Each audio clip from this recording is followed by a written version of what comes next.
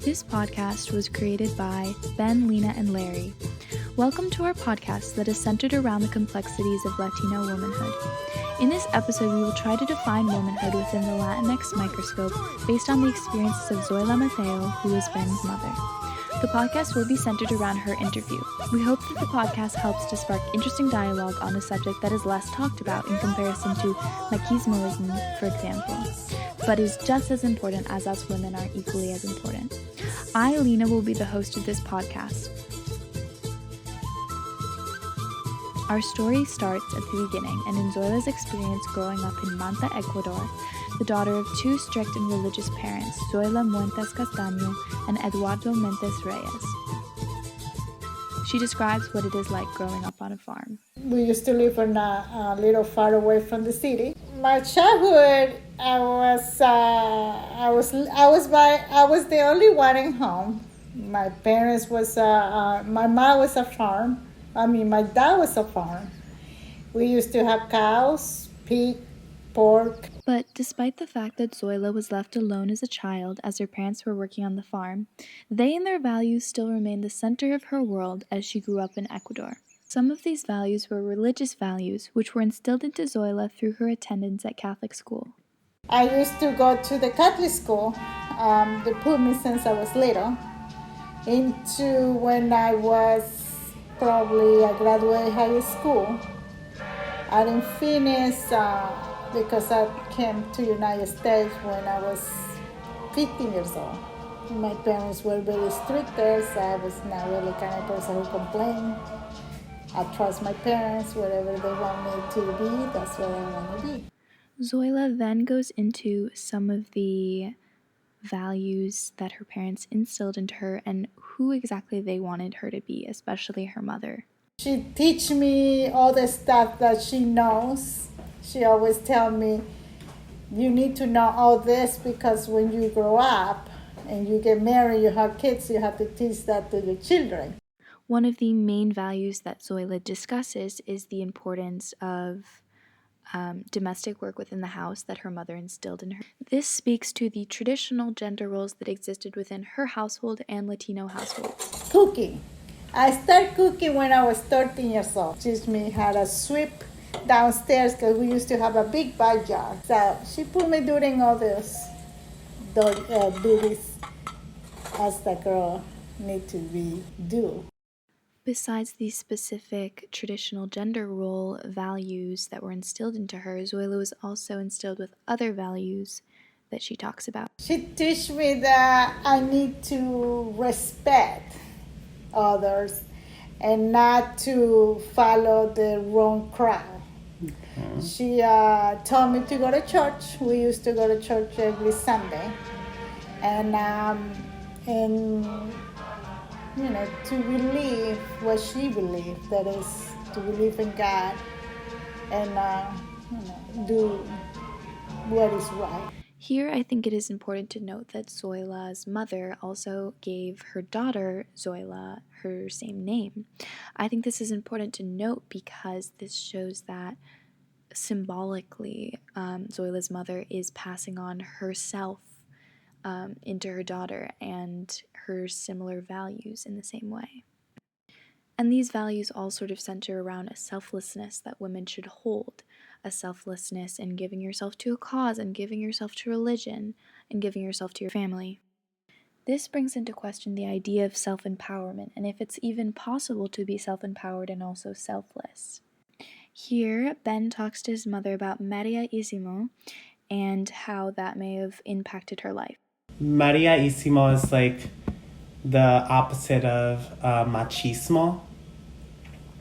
And so it's kind of like this thing, and more specifically for Latina women, to kind of reflect and take on the role of Mary, because most Latinos, they believe in the Catholicism, and, Mary's very venerated in these cultures. For women specifically. And so that is it's kind of like a girl's supposed to take on the roles of like purity, quietness, kind of meekness. Zoila then responds. The qualities, yes. When I was in my country, like I said, I was very quiet. I was like followed to what my parents told me to do. I will not complain, believe the same way as my mom believed. Zoila speaks to the selflessness I discussed earlier by saying, I always put my family first, or my kids first, before anything else, or job, or whatever it is after that. I think my family is the most important thing in my life. when Ben asks about Zoila's role models growing up, she doesn't really know what to say, besides her parents and her aunt. A role model would be something that is distinctly her own, yet she does not have this, because she seems to see herself as less of an individual and more of a piece.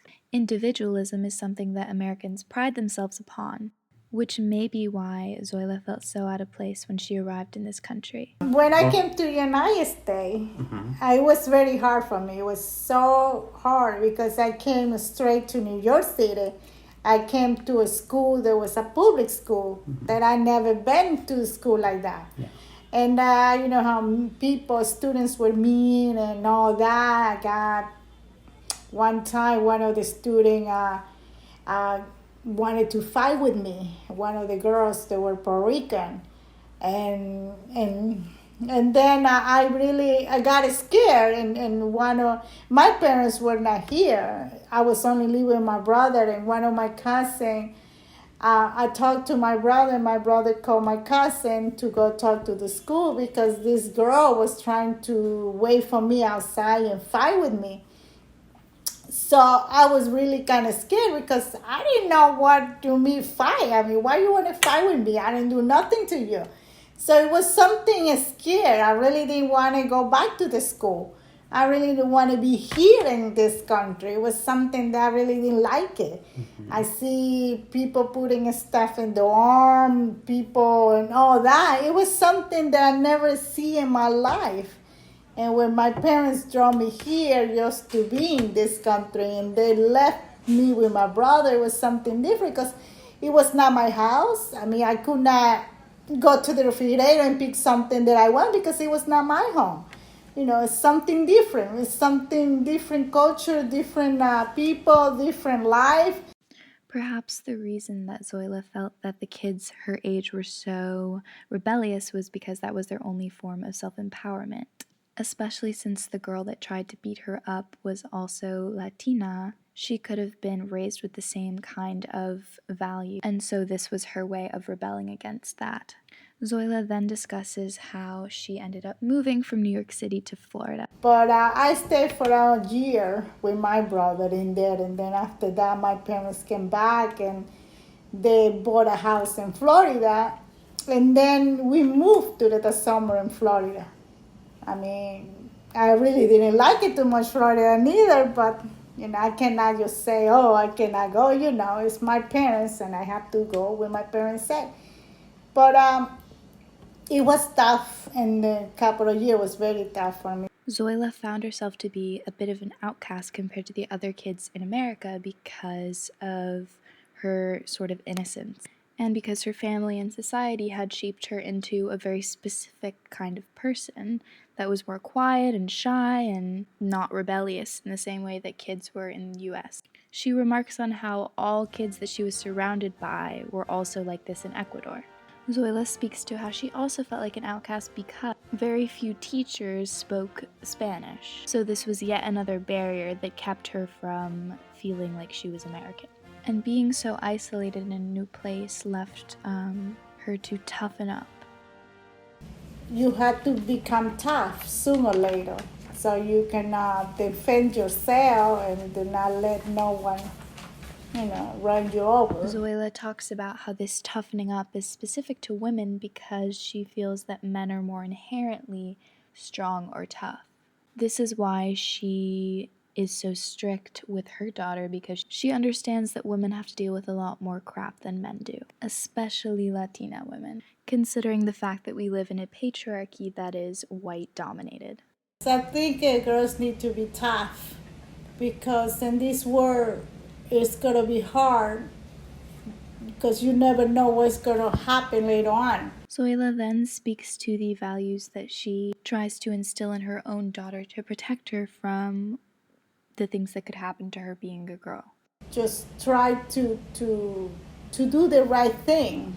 You know, we all gotta make some mistake one another, but go back and guide you with the right direction. Zoila speaks to why she is more tough on her daughter as opposed to her sons, and this all has to do with her wanting to protect her daughter in the same way that her mother wanted to protect her, hence why they were so strict. So it's perpetuating this cycle of fear and restriction because of the idea that women are less strong. Despite the sort of traditional thinking, Zoila does believe in representation of Latino women as well as equality when it comes to men and women, and also between Latino people and white people.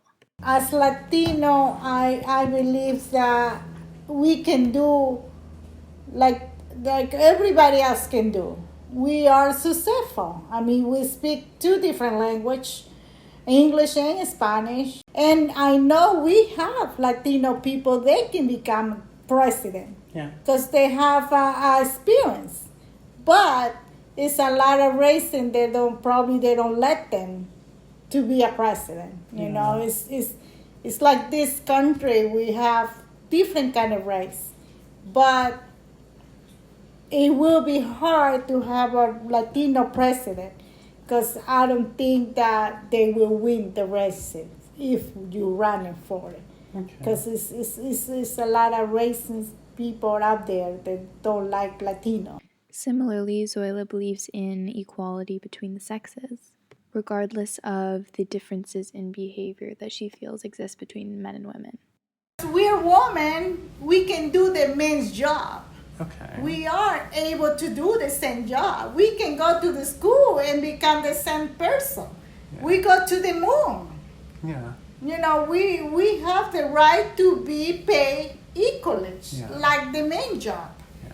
But I see in this country there is not. Some women pay less, some women pay more. Some because they do more job, they pay more, and the other what they don't. I mean, they don't look what the other people do, the other woman do. Probably the other woman do more job than this person is, but the other woman is pay less because they probably don't have a degree. Despite the fact that Zoila believes that men and women have the same capacity to succeed, Latino women still struggle and deal with many issues that white women do not. One of these issues is representation and the sexualization of Latino women in the media. The study, Race/Diversity in 600 Popular Films Examining On-Screen Portrayals and Behind-the-Camera Diversity, discusses how minority women are portrayed in film.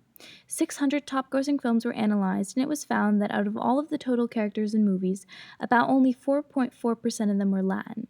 It was also found that 37.5% of Latina females were more likely to be shown in partially or full nude. Therefore, not only are Latino women underrepresented in the media, but there's a definite stereotype that is portrayed when it comes to the few Latina women that are depicted in the media. This stereotype is of a loud, fiery, spicy woman that is hypersexualized. Also, the depiction of Latino women who cannot speak English too well leads them to become more of an object than human. Of course, there's nothing wrong with a woman being sexual. However, when she is a slave to selling sex to become successful, and if her success is reliant on this factor or because it buys into this stereotype, this is problematic. Zoila talks about one of the women that wasn't pushed into the mold of a stereotype and how she values this kind of representation. Like you see a lot of, Spanish women, they are younger and they are like, what can I say? They have done stuff just to be successful. Like kind of promiscuous. Exactly. Gloria Stefan, she was that kind of person who's singing and become a singer. She was not really like going to go and show your body just to be successful. Yeah. So she was just a regular person who becomes successful little by little. Zoila now speaks to the feeling that representation gives her and the importance. So I feel like whoever made me feel like higher because I'm Latina, because I can feel all those people succeed. So it's something that make you strong and make you success because you see the success, you are success too.